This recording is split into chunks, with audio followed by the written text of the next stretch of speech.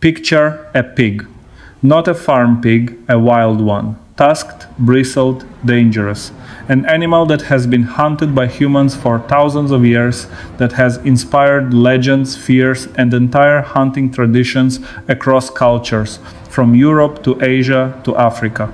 Now picture a warthog. The flat-faced, wart-covered, tusk-waving African animal, made famous in a certain animated film, the one that kneels on its calloused wrist pads to graze and drink, raises its tail like an antenna when it runs, and has a face that looks like something designed by a committee with very different ideas about what a pig should look like. These two animals are related. They are both members of the family, Suidae, the pig family. They both have tusks. They both dig with their snouts. They are both tough, adaptable, and considerably more intelligent than most people give them credit for. But they are not the same animal, not even close. The wild boar and the warthog separated evolutionarily millions of years ago and spent that time adapting to different continents, different ecosystems, and different survival challenges, producing two animals that solve the fundamental problem of being a wild pig in ways that are as different as the landscapes they inhabit. Today, WildForge explains every difference between the wild boar and the warthog, and why those differences reveal more about the power of evolution than almost any other pig comparison on Earth.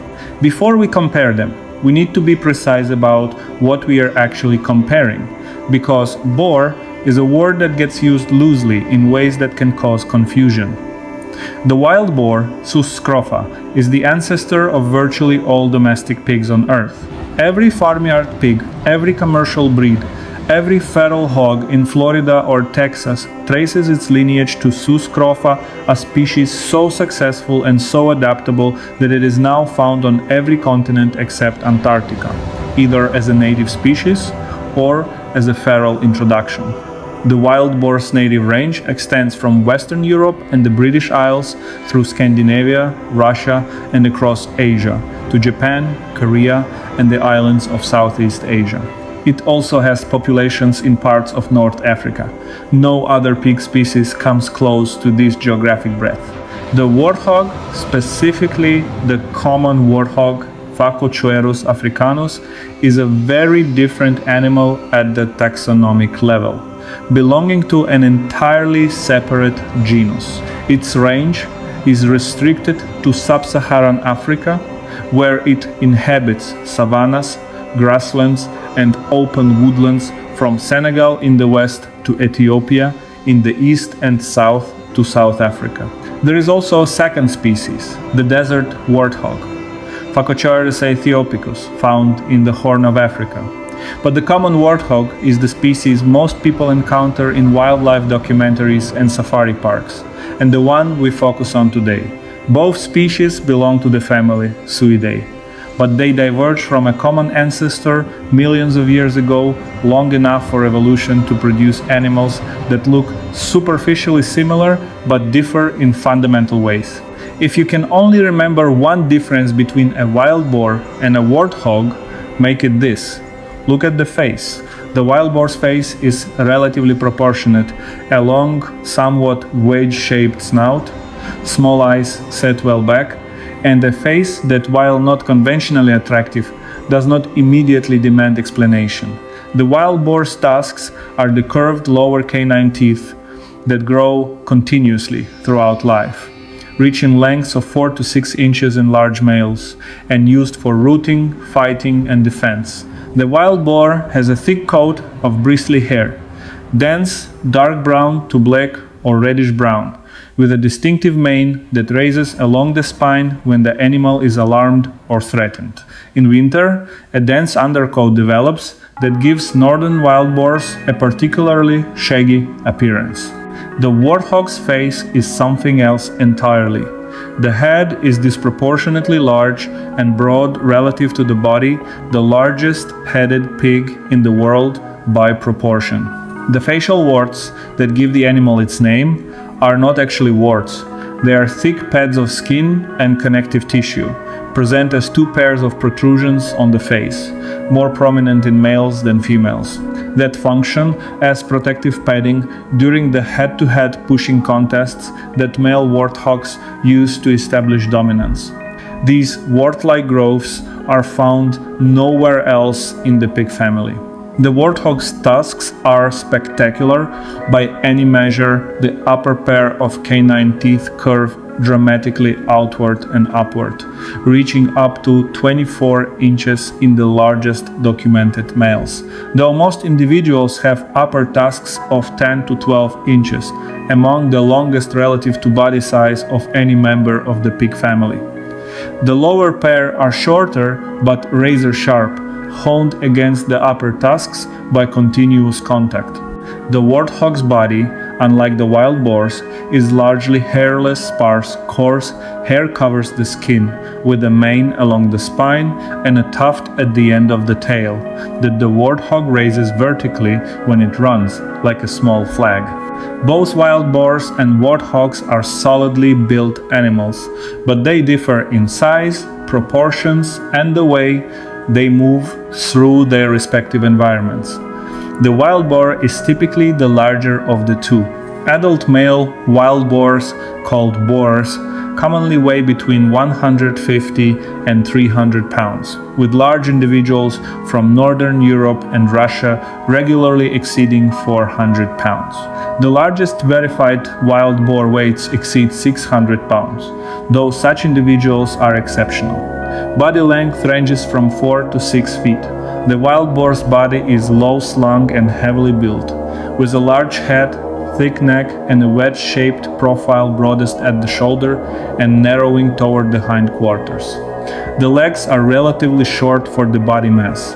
This compact, low center of gravity build makes the wild boar exceptionally difficult to knock over and gives it formidable charging power through dense vegetation. The warthog is somewhat smaller on average. Adult male warthogs typically weigh between 130 and 330 pounds, with females considerably lighter at 110 to 165 pounds. Body length is typically 3 to 5 feet. But where the wild boar is squat and low, the warthog is noticeably longer-legged. Its legs are proportionally longer than the wild boar's, a significant adaptation for the open African savanna, where speed across open ground is a survival advantage. The warthog can reach speeds of approximately 30 miles per hour, fast enough to outpace hyenas over short distances and to cover ground rapidly toward the safety of a burrow, though not fast enough to outrun lions or cheetahs in open terrain. The warthog's most distinctive movement behavior is its grazing posture. Unlike the wild boar, which stands while rooting, warthogs frequently drop to their knees, their calloused wrist pads, to graze on short grass. This kneeling posture, unique among pig species, allows them to efficiently crop the short grasses of the African savanna that would be difficult to reach from a standing position. The habitats and dietary strategies of the wild boar and the warthog reflect millions of years of adaptation to radically different environments on opposite sides of the world. The wild boar is the supreme habitat generalist of the pig family. It inhabits temperate and tropical forests, Mediterranean scrubland, agricultural margins, marshes, reed beds, and mountain terrain from sea level to elevations of over 8,000 feet. It has colonized urban fringes across Europe and Asia. As a feral animal, it thrives in the pine forests of the American Southeast, the oak woodlands of California, and the sugarcane fields of Hawaii. This habitat flexibility is matched by an equally flexible diet.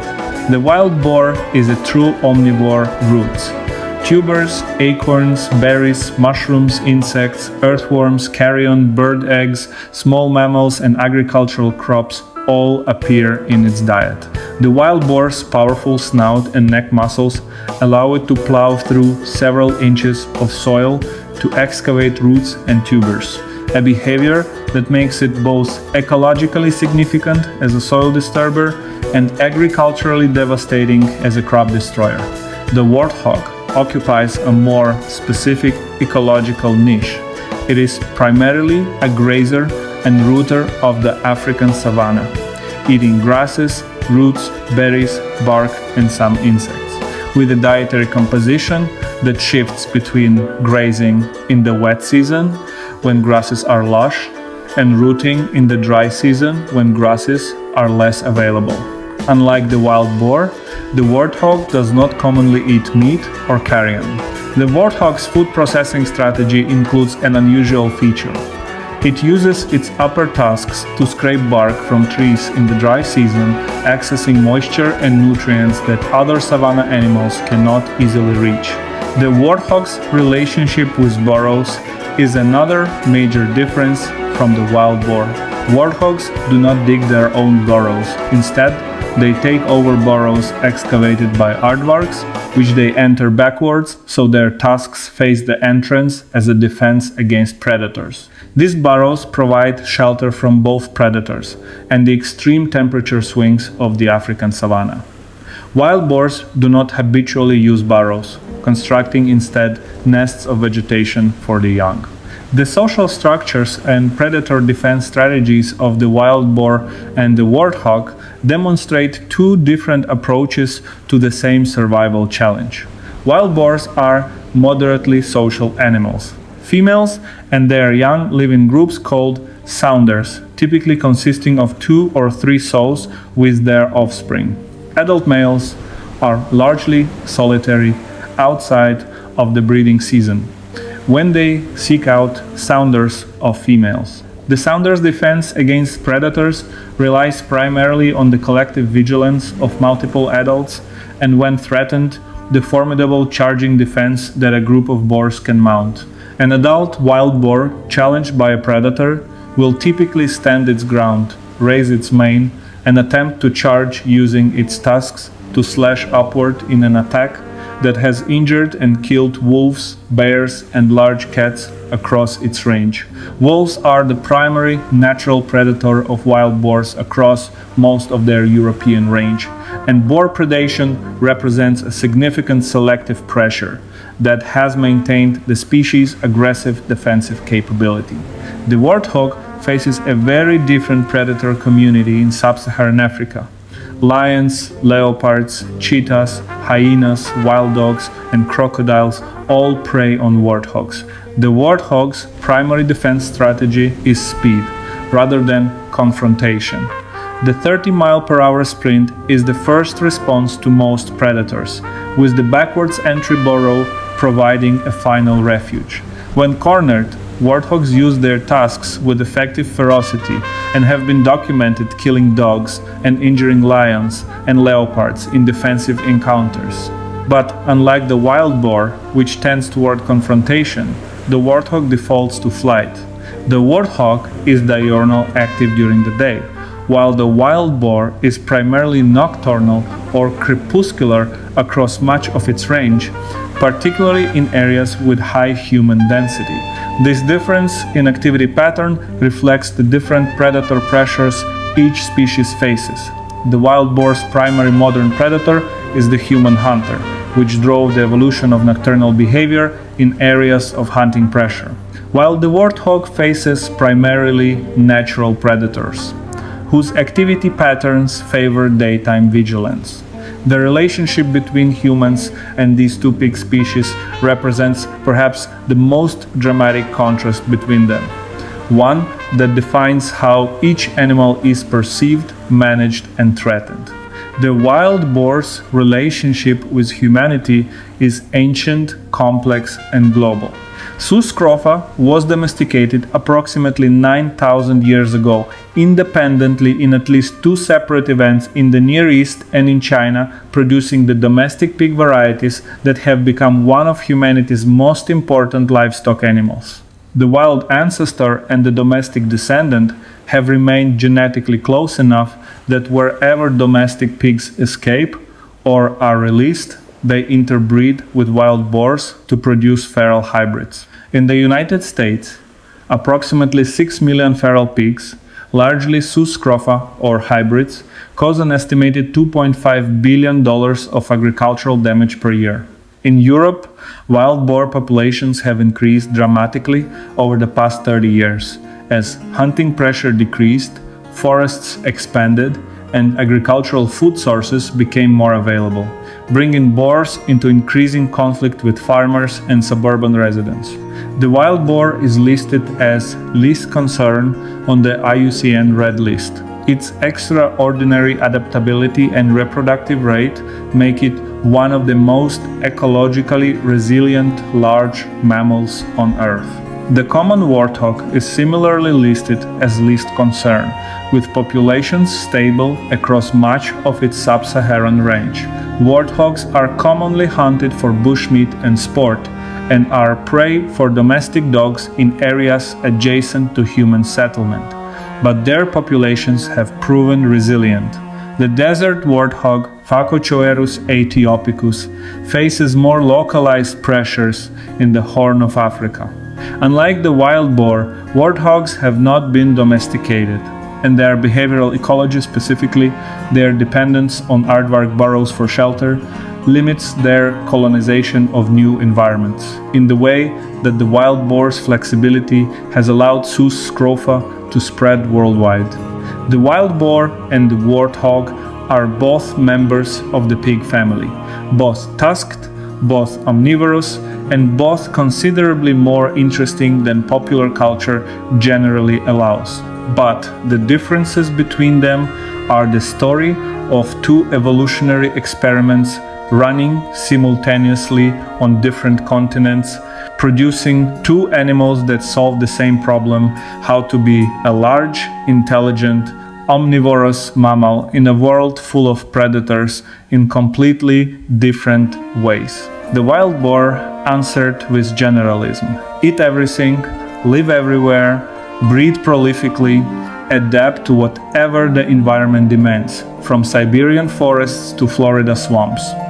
It is the pig that conquered the world and proved so successful that humanity domesticated it and spread it to every continent as livestock. The warthog answered with specialization: a spectacular face, spectacular tusks, an aardvark's borrowed burrow, a tail raised like a flag when running from lions across the open savanna, and knees calloused from a lifetime spent grazing on African grassland. It is unmistakably African, shaped by Africa's specific pressures into something that could not exist anywhere else. They are both pigs, but they are not the same pig. And understanding the difference between them is understanding something important about what evolution does with time, geography, and the raw material of a common ancestor. Thank you for watching.